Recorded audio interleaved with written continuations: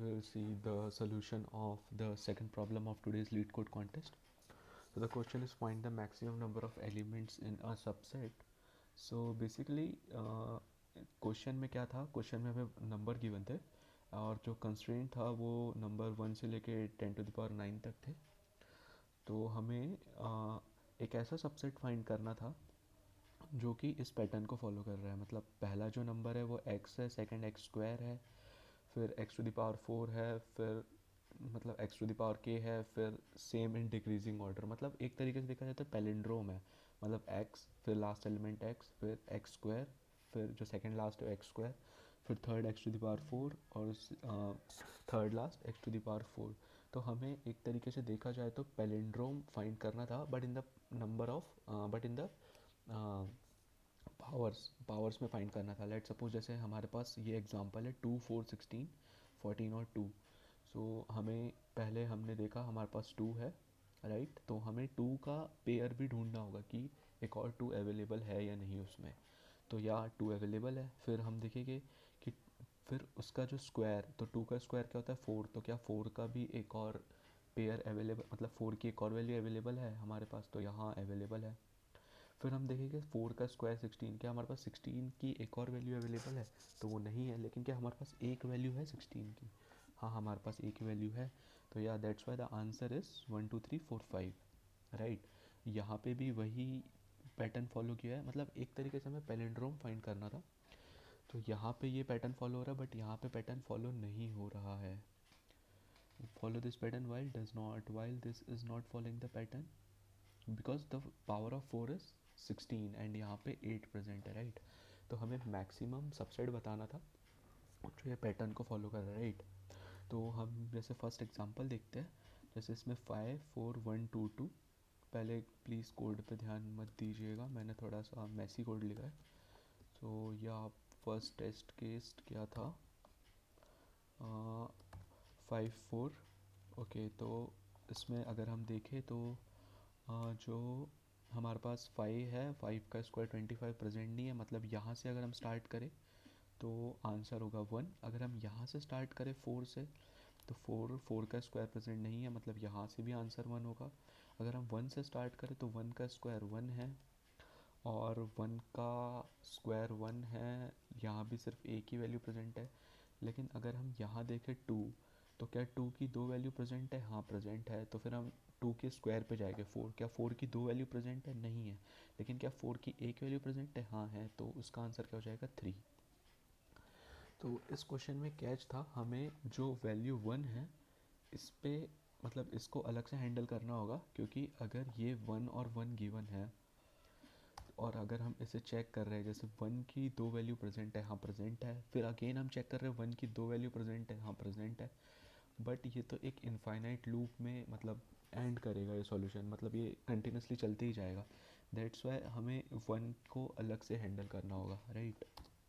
सो मेरी क्या अप्रोच थी इस क्वेश्चन में, 1 को तो हम अलग से हैंडल कर रहे हैं। तो मैंने क्या किया, पहले इस एरे को सॉर्ट कर दिया।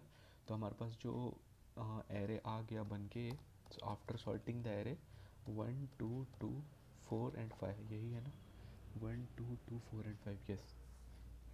तो 1 को तो मैं अलग से हैंडल कर रहा हूँ, ठीक है। फिर मेरे पास 2 आया, तो मैं क्या चेक कर रहा हूँ कि 2 की मेरे पास दो वैल्यू प्रेजेंट है या नहीं।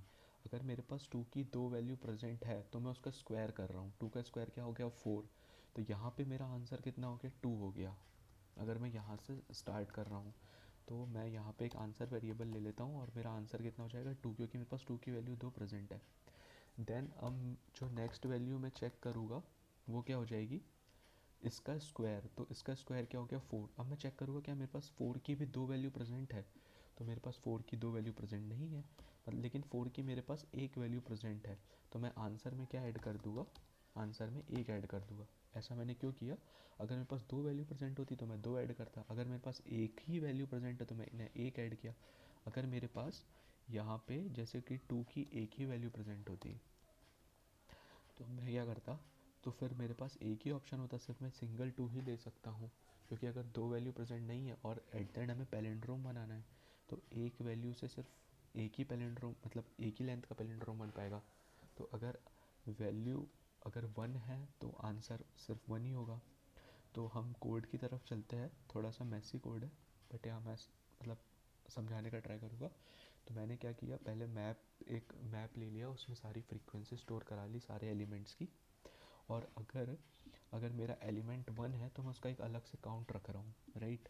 तो फिर मैं क्या कर रहा हूँ, अगर f, इसका मतलब होता है कि अगर f की कुछ भी वैल्यू है 0 से बड़ी, तो अगर मेरा f ऑड है, मतलब ये f क्या है, काउंट ऑफ 1 है। तो अगर मेरा f मतलब जो ऑड है, तो अगर ऑड है f, तो मैं सारे 1 ले सकता हूँ। मतलब f क्या है, f है नंबर ऑफ वंस, राइट। तो f नंबर ऑफ वंस है। तो अगर f odd number of times present है, जैसे 1 1 1 1 1, तो ये कितने हो गए, 1 2 3 4 5 6 और एक और।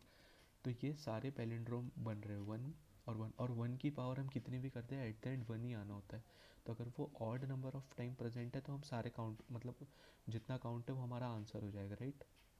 तो यहाँ पे मैंने वो कर लिया। लेकिन अगर वो even number of times present है, जैसे 2 टाइम्स प्रेजेंट है, राइट, तो हमें क्या करना होगा, जैसे 6 टाइम प्रेजेंट है, तो यहाँ पे ये पैलिंड्रोम मतलब बन तो रहा है, लेकिन हमें क्या ध्यान देना है, जो बीच में जो वैल्यू होगी वो मैक्सिमम होगी एक्स टू द पावर के, राइट। फिर उसके बाद मतलब जो सबसेट बनेगा वो ऑड लेंथ का ही बनेगा। तो हमें पता है अगर कोई भी नंबर इवन है उसमें से 1 सब्ट्रैक्ट कर दो या 1 ऐड कर दो तो वो ऑड बन जाता है। तो हम ऐड तो कर नहीं सकते क्योंकि हमें फिक्स नंबर ऑफ वंस ही है, तो हम उसमें से सब्ट्रैक्ट कर देंगे, राइट। इसलिए मैंने यहाँ सब्ट्रैक्ट कर दिया। तो ये हमने 1 के केस को हैंडल कर लिया है। अब बाकी तो फिर नॉर्मल ही था। तो यहाँ पे ये अगर 1 आ रहा है तो मैं उसे कंटिन्यू कर दे रहा हूँ, मतलब 1 को हमने हैंडल कर चुका है तो हम बार बार करने की ज़रूरत नहीं है। फिर उसके बाद हमने स्टार्ट किया, मतलब सॉर्ट करने के बाद 2 से, राइट। तो हम 2 से स्टार्ट कर रहे हैं, लेकिन लोग मतलब जो व्यूअर्स हो गए वो सोच रहे होंगे कि जब मैं मतलब फॉर लूप के अंदर एक और वाइल लूप, क्या ये टी तो नहीं जाएगा। ये नहीं जाएगा टी, क्योंकि ये चलेगा ऑर्डर ऑफ एन टाइम्स, और ये एट मैक्स चलेगा, 10⁻9 है। तो ये हम एक बार देख लेते हैं एट मैक्स कितने टाइम्स चलेगा। Let suppose a equals to 1e9, so while a divided by equals to 2 c plus plus, और हम यहाँ पे काउंट ले लेते हैं। तो और हम देख लेते हैं कितने टाइम्स चलेगा ये। सो ये एट मैक्स 30 टाइम्स चलेगा। सॉरी आप लोग को ये दिख नहीं रहा होगा, तो मैं उसके लिए क्या करता हूँ, से out see for long long i equals to 0, i less than 5, i plus plus. Sorry वो मेरा जो स्क्रीन रिकॉर्डिंग है वो थोड़ा नीचे से कर रखा है मैंने, हाँ अब दिख जाएगा। हाँ तो ये 30 टाइम्स चलेगा एट मैक्स, राइट। और अगर 2 की पावर में 30 टाइम्स चल रहा है तो 3 4 5 6 7 अप टू 10⁻9 उसमें तो और कम चलेगा, राइट।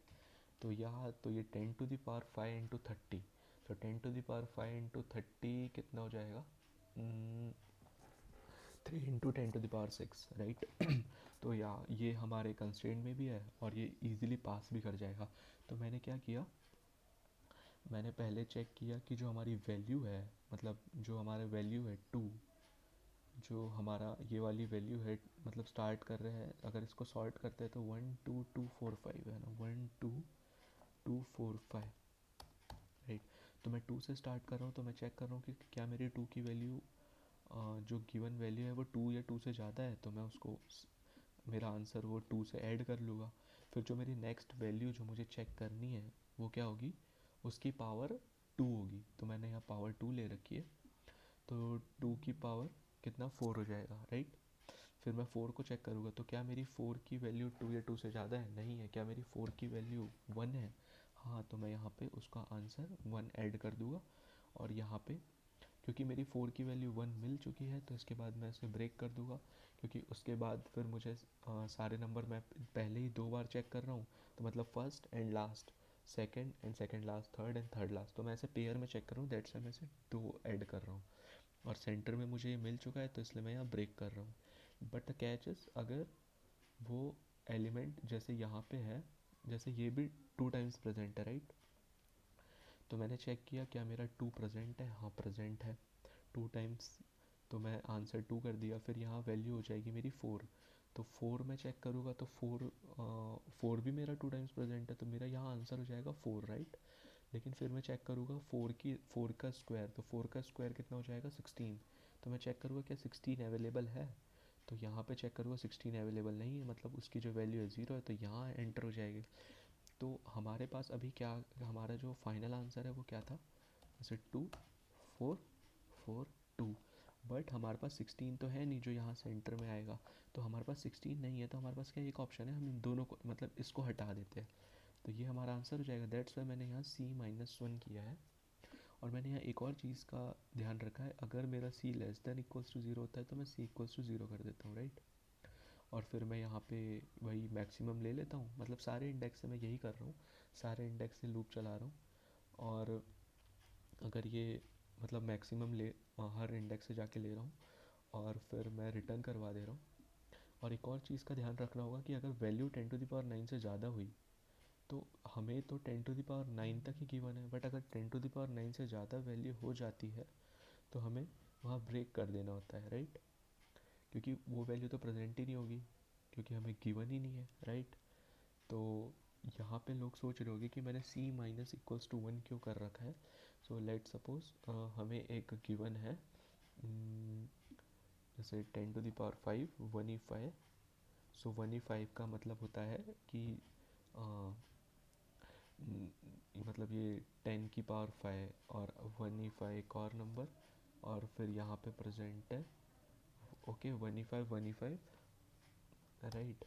सो अब मैं क्या करूँगा, यहाँ पे मैं चेक करूँगा क्या value greater than equals to 2 है, तो 1E5 से स्टार्ट हो रहा है, तो हाँ value greater than equals to 2 है राइट। फिर उसके बाद मेरी वैल्यू हो जाएगी 1E5 की पावर 2। तो 1E5 की पावर 2 कितना हो जाएगा, 1E की पावर 10, मतलब 10 की पावर 10 राइट। लेकिन ये 10 की पावर 10 तो उससे ज़्यादा है 1E9 से। तो मेरे पास अभी फाइनल वैल्यू क्या थी, 1E5 और 1E5। बट जो मेरा सबसेट है उसकी लेंथ E1 तो हो नहीं सकती। तो मैं क्या करूँगा, यहाँ C-1 कर दूँगा, मतलब एक वैल्यू हटा दूँगा। और मैं चेक करूँगा क्या मेरा C 0 से छोटा है, अगर है तो मैं उसकी वैल्यू 0 कर दूँगा, अगर नहीं है तो मैं आंसर मैक्सिमम कर दूँगा। या ये था इस क्वेश्चन का कोड।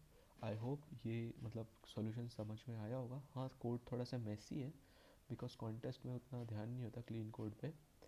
बट या while you are doing practice, so keep in mind to write clean code.